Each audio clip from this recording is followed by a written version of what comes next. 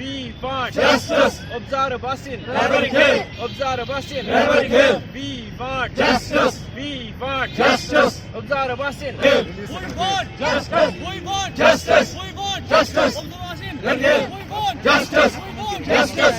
Release second phase. Release. Release second phase. Release. Fast relief of age bars.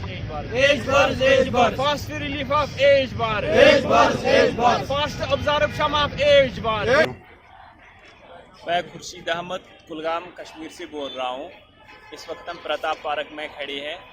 हम protest कर रहे हैं कि department of youth service and supports ने हाल ही में रहबर खेल के तहत 3000 असामियों की भर्ती अमल में लाई है।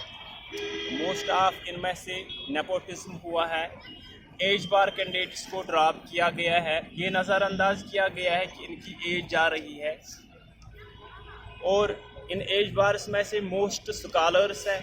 कोई डॉक्टर है, कोई नेट करके बैठा है, कोई पीएचडी है। आपकी डिमांड क्या है? इवन कि कोई इंटरनेशनल खेला है, कोई इंटरनेशनल खेला है।